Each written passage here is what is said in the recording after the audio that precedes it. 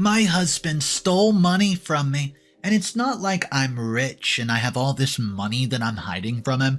Guys, we started a business together, grew it from the ground up, and then all of a sudden he wants to act like, oh, I'm going to take some money from our account behind her back and she'll never find out about it. Well, you know what? That's not all. I also found out about something that he did to me, and this is something I will not let slip. My husband and I have been married for 5 years, and everything has been excellent. There haven't been any issues or problems that we cannot resolve until this one. James and I married when I was still trying to complete my postgraduate studies at the university. He wanted a baby right away, but I didn't. I wanted us to wait until I had rounded up with school and gotten a job. After that happened, I realized there wasn't any space for a baby since we were both so preoccupied with work and hustle. I didn't want to bring a baby into this world and not be able to take proper care of them adequately. So I kept pushing the baby-making plans forward until I got to a point where we could have a serious argument about it. So he was adamant about me discontinuing the usage of contraceptive, and even one time he flushed the whole can down the toilet himself. The pressure was getting to be too much, and I tried to explain my point to him and everything, but he kept deliberately misunderstanding. James is an architect and constructor who works 7 days a week, and he rarely even has time for me. I, on the other hand, am a real estate agent, and we both co-own a company, although I'm the one actively running and managing it. Now, you can all see how busy our lives are.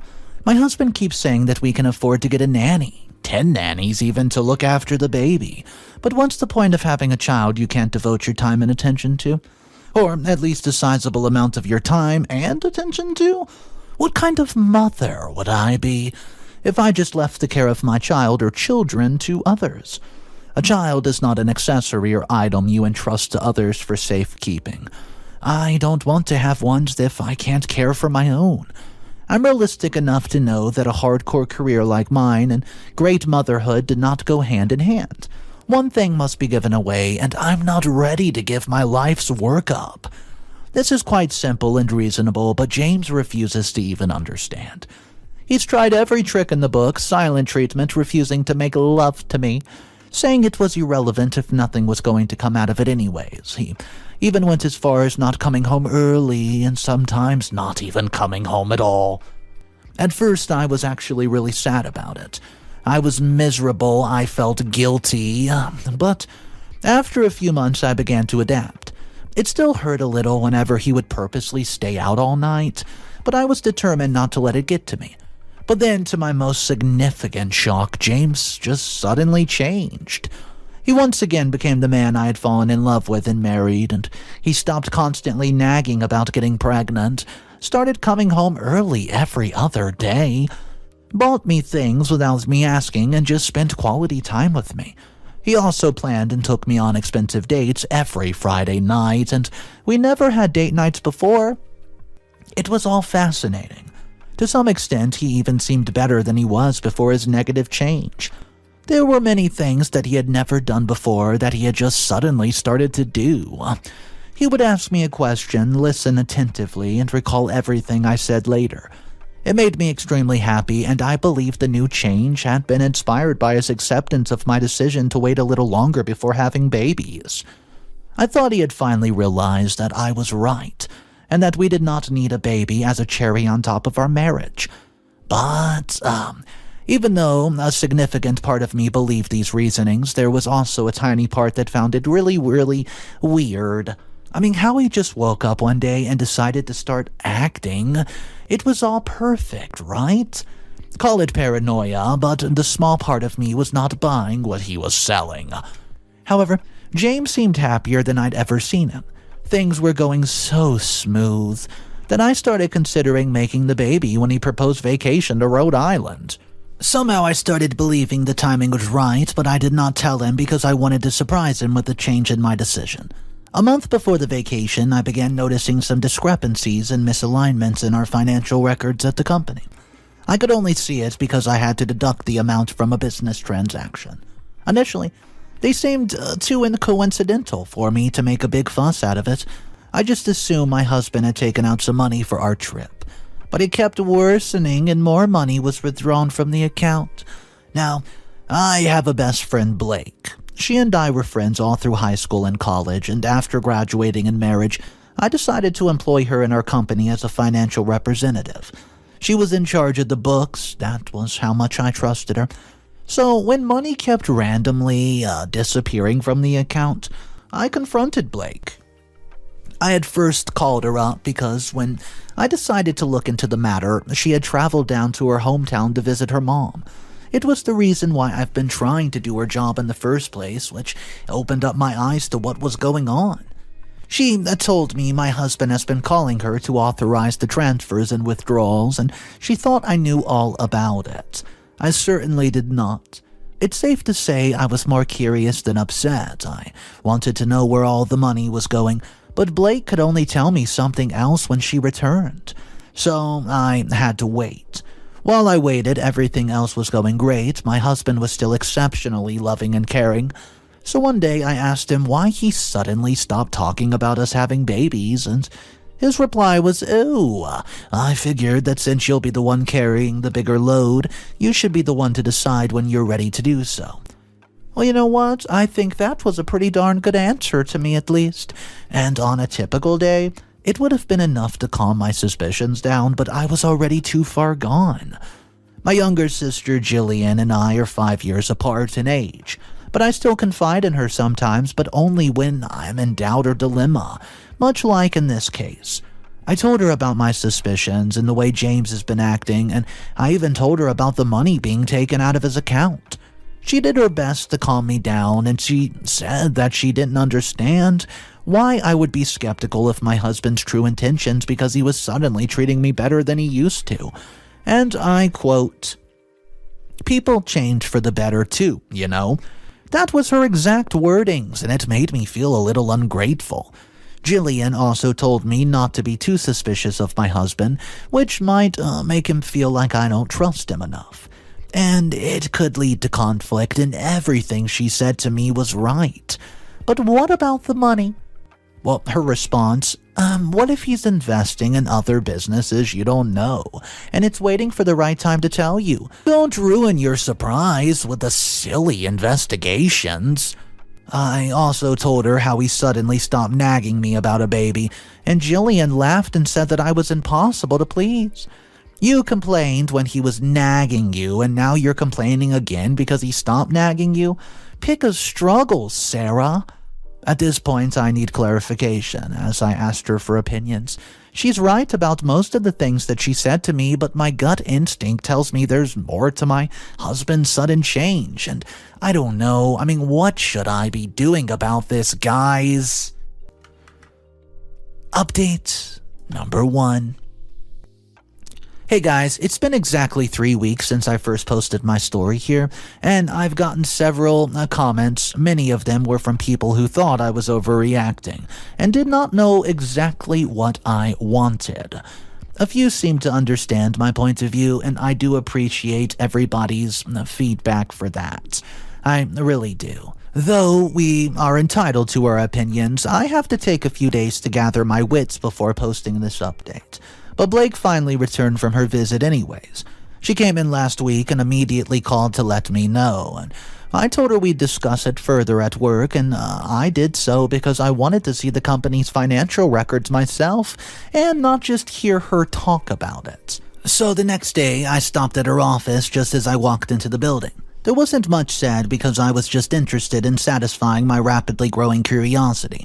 Blake explained that money had disappeared from the company's account before I noticed the irregularities in the record. She said James told her I was fully aware of everything, and she handed me a printed out copy of his transactions with the account, and sure enough, the debit figures needed to be tallied with the records. I asked Blake why she would be inputting the wrong statistics, knowing it would be throwing me off and delay me from finding out what was happening. But she said she wasn't the one who had been putting in these figures. According to her, my husband would send her a soft copy file with the adjustments and ask her to put them in, and I did not need a magician to tell me the reason he was doing it was to throw me off, probably until he sucked off every last dime from the account. We were still trying to find out where he was transferring all the money and why he was even stealing it out of the account in the first place, when we both heard a loud bang at the office main entrance door. A scuffle and a lady yell that they should get out of her way, and I listened to the receptionist explaining that she could not just barge into an office without an appointment. But the lady did not have any of it. I decided to go and check for myself, and to my greatest surprise, it was Madeline, Jillian's best friend since high school. She looked furious and very pregnant, and at first I did not understand why she was making a scene at the office. So I just stared at her, waiting for her to calm down enough to explain herself, which she finally did. "I'm here to see James." What? Why was she explicitly asking for my husband while she was in such a condition? I told her James isn't even in yet. Which was true because recently he rarely ever came to work early.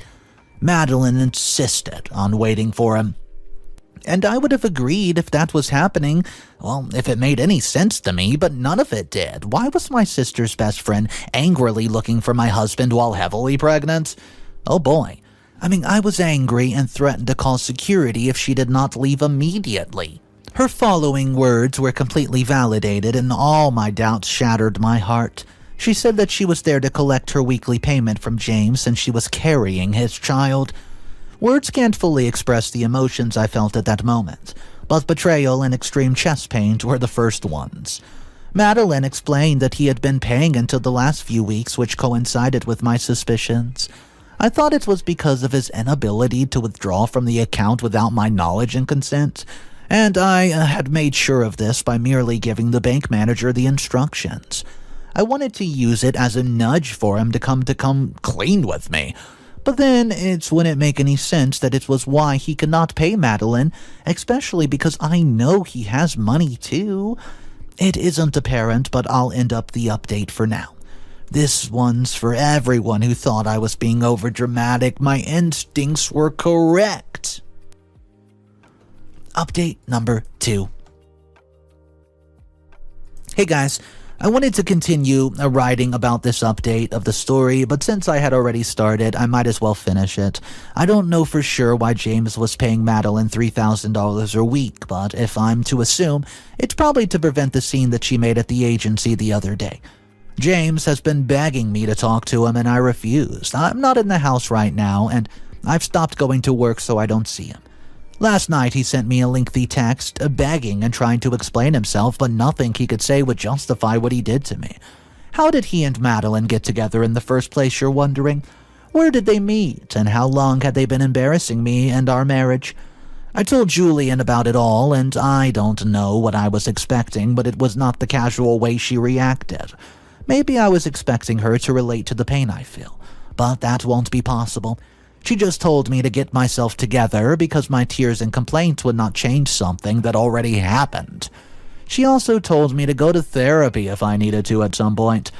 I even felt like she was somehow blaming me for what happened by saying maybe I should have given James a baby when he wanted one. It was inconsiderate for her to say to me right then and there, but could she have been right thinking about it? Could I have prevented this whole thing if I had just given him what he wanted? Is it really my fault? Update number 3. Hey guys, I'm pleased to say that I feel a lot better and clear-headed, and it's been 2 weeks before we dropped the last update. Almost everything I said and asked in came from an emotional place, but as my sister said, there was no point crying over spilled milk. I'll no longer bother myself over something I could not and can't control. Instead, I'll just focus on the things that I can.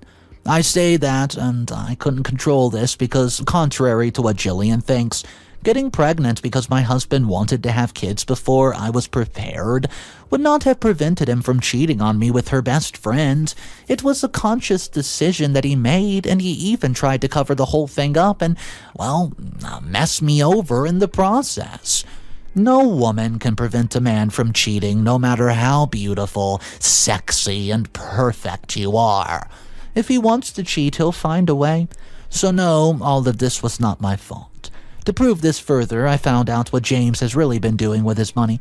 Blake told me that she's been buying some homes and houses out of town and recently purchased one in Canada. It seems he was really preparing for the rainy day, while I just sat and was getting crapped on. I've made up my mind to get my pound of flesh. I'll take everything he owns, including all the properties that he's been buying, and you know what? I'm not about to wallow inside of my self-pity. Update number 4.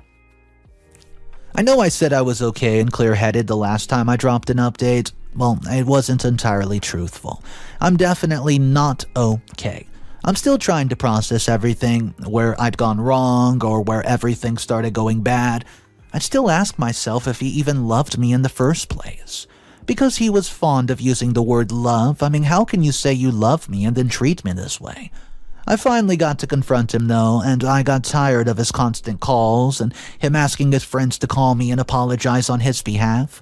I guess he might have gotten to know I was already on his dirty little secret list, and he probably was scared of seeing me. One part of me wants to see him go on his knees, crying and begging for my forgiveness, while another part wants him erased from my life completely, and I already know the part I'll lean towards. Contrary to what I thought, James did not look as apologetic as I thought he would when we met. He walked in angry, went straight to the bar, and poured himself a drink. To say I was awestruck would be an absolute understatement. "So, you're really going to let this setback destroy everything we built together?" That's what he asked me. I mean, it was the audacity that finally broke my self-control. I could not hold back my anger, and he clearly was not expecting my outburst as he quickly wiped off that silly smile on his face. But seriously, why do men do this kind of stuff? Why do they act like it's not that deep after they literally destroyed your heart? Well, you know what they say, two, and I mean two, can definitely play the manipulation game because that's precisely what she's trying to do right now. Update number 5. I didn't leave him, guys. Not yet. So, in my last update, I said that I was about to play his game too. And I meant that I was going to actually play his game too. Well, I convinced James that I would give us a chance, that I have forgiven him. He totally believed it and even stayed one night. When he entered the bathroom to brush his teeth the next morning, I got a bit of a curiosity and decided to go through his phone, which he had purposely left unlocked to convince me that he had nothing to hide. I've never checked his phone since we got married, but sometimes circumstances can force one to go against ethics. At first, I was only interested in reading his text with Madeline, but he had cleared everything except for one, which has, been sent a week before. He had replies to her 3 days ago, and the message was asking James where he was because she knew that he could not go back to her house since I already knew about her pregnancy. I thought James was hiding in Madeline's house, but apparently he wasn't. He told her he's at Jillian's place. Why Jillian's place, I thought? Jillian was with me the whole time, and she never mentioned James staying at her place. Thinking about it now, it's funny, because sometimes she calls me in the middle of the night to tell me that everything's going to be all right, and then asks if I've heard from James, and all the while he's there? Well, he had heard all those conversations and still had the guts to return asking for forgiveness. If you have questions as to how and why James was two-timing, well, technically, I guess you could say he was three-timing. I still have no answers to it. But I do have my assumptions. I think James cheated on me with Jillian first, and then he might have landed his eyes on Madeline. Honestly, I'm not really interested in knowing with whom he cheated on first with. All I know is that he has pushed my patience to the edge already, and I'm just a ticking time bomb at this moment. Also, I quickly checked his chats with Jillian, which for some reason he had not deleted. Indeed, I wasn't even that shocked at what I found. So, it turns out Jillian was also having an affair with James. It wasn't like she also didn't know about his affair with Madeline, and she knew everything all along, and from what I gathered from their chit-chat, Julian and James have been having an affair long before Madeline gets pregnant. It felt like I was getting betrayed and heartbroken all over again. James' infidelity had hurt, but Jillian's betrayal was just different. I thought reading James' dirty secret would give him some clarity, but I found it made everything just feel worse. I already wasn't going to let James' betrayal slide, but now I had to teach Jillian a lesson too? It was as though I was possessed, and once I hit that road, I drove straight to the direction of the lawyer's office. When she saw me, she could tell immediately that something was wrong. After explaining everything to her, she asked me if I wanted to take legal action against my sister too, in which I replied no. I had another plan for her. Jillian had always depended on me for things. The house she lives in, it belongs to me, and I let her live there rent-free. I'm the one paying her health and car insurance. In fact, I was the one who got her the job she currently has. So I don't know why she's having an affair with James. Even if she was not my sister, I deserve respect for everything I've done for her. So I wasn't going to take legal action against her. Instead, I took everything from her. First, I called her boss, who is a friend of mine, and explained the situation, everything, to him, and asked politely to fire Jillian. He was so happy to oblige. Yep, well, guys, you won't believe what he did. I explained everything to him, and he says that her work has been below average anyways, but he only kept her because of me. Next, I had my lawyer draft a quit notice and send it to her. She had a month to look for another place or she would be forcefully evicted, and I also canceled her insurance and deleted her number from my phone. I never want to talk to her again. However, this has not stopped her at all, because she's been calling me with private numbers. She was absolutely beside herself crying, telling me that her company just fired her, and for once I didn't care. It would be just a matter of time before she sees everything else I've changed in her life. I let her talk and weep over the phone for a few minutes, and when she finally stopped talking, probably expecting me to say something, I hung up and clicked the block button. On my way to work, James calls. I had planned for him too, which was why his number had not been blocked yet. Before I picked up the call, I already knew why he was calling. Jillian must have seen my efforts to cut her off, so she called James to inform him. He too was trying to make sense of my actions, but I just told him to relax and watch everything play out. We live in a community property state, which means I'll get a large portion of our property in the event of a divorce. Apart from the house we live in, James and I have no shared property, so if I can show that he cheated on me, I get everything, baby. Proving his infidelity was not going to be a problem, as I'd already sent voice and video recordings of Madeline yelling at me in the office to my lawyer. When he called and begged for my forgiveness and explained that it would never happen again, I'd also recorded that call. Final update. Hey guys, so this is going to be my last and final part of the update, if I'm being honest with you. I appreciate the people who engaged in this. James has received divorce papers last week but has yet to sign them. I've also followed it up with a civil lawsuit. I really don't care what happens as long as I get everything that he has. You might think I'm taking this too far, but believe me, this is just the tip of what I really want them to pass through. I want to make him miss the old me. I want him to keep crawling back to me, crying, begging for my forgiveness on his knees, while I continue telling him to build a home with Madeline and Jillian, both of whom are already homeless as of now. I'm still hurt, and there's no denying that, but I won't let it break me harder than betrayals did.